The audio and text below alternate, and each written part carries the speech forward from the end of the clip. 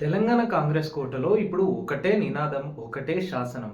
అదే నేనే రాజు, నేనే మంత్రి. మున్సిపల్ ఎన్నికల సాక్షిగా ముఖ్యమంత్రి రేవంత్ రెడ్డి విసిరిన ఈ ఒక్క డైలాగ్ ఇప్పుడు రాష్ట్ర రాజకీయాల్లో అయితే చిచ్చురేపుతోంది.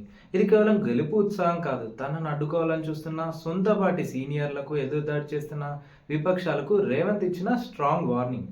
2023 అసెంబ్లీ ఎలక్షన్ల నుంచి సర్పంచ్ ఎన్నికలు, ఉప ఎన్నికలు, చివరకు ఈ మధ్య జరిగిన మున్సిపల్ ఎలక్షన్ల వరకు రేవంత్కు తిరుగు లేకుండా పోయింది.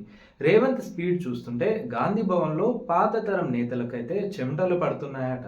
మల్లు బట్టి విక్రమార్క, ఉత్తమ్ కుమార్ రెడ్డి, కోమటిరెడ్డి లాంటి హేమీలు ఉండగానే బయట నుంచి వచ్చిన రేవంత్ చక్రం తిప్పడం ఇప్పుడు హాట్ టాపిక్. ఒకప్పుడు ఆర్థిక మంత్రిగా స్వతంత్రంగా నిర్ణయాలు తీసుకున్న బట్టి విక్రమార్కకు ఇప్పుడు సీఎం సంతకం లేదే పైసా విధిల్చే పరిస్థితి లేదనే చర్చ నడుస్తోంది.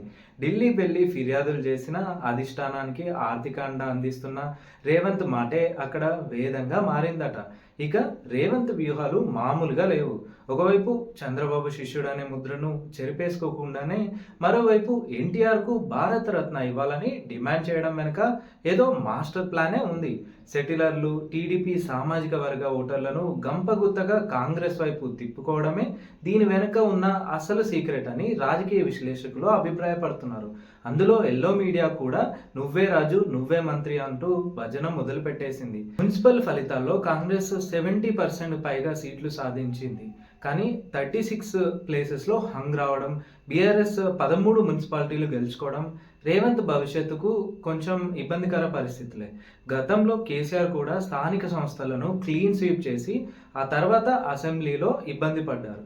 నాకు నేనే పోటీ, ఎవరితోనూ పోల్చుకోని అని ప్రకటించుకున్న రేవంత్ జమిలి ఎన్నికలు వచ్చినా తానే మళ్ళీ సీఎం అని ధీమాగా చెబుతున్నారు. అయితే రాజకీయాల్లో ఎప్పుడు ఎవరు రాజు అవుతారో, ఎప్పుడు అడ్రస్ లేకుండా పోతారో ఎవరికీ తెలియదు. మరి రేవంత్ రెడ్డి వ్యూహం పారుతుందా, లేక సీనియర్ల విషాదం ఆయనకు అడ్డంకిగా మారుతుందా? వేచి చూడాల్సిందే. ఇదండి ఇవాల్టి వీడియో. ఈ వీడియో కనుక మీకు నచ్చినట్లయితే వెంటనే లైక్ చేసి మన ఛానల్ని సబ్స్క్రైబ్ చేయండి.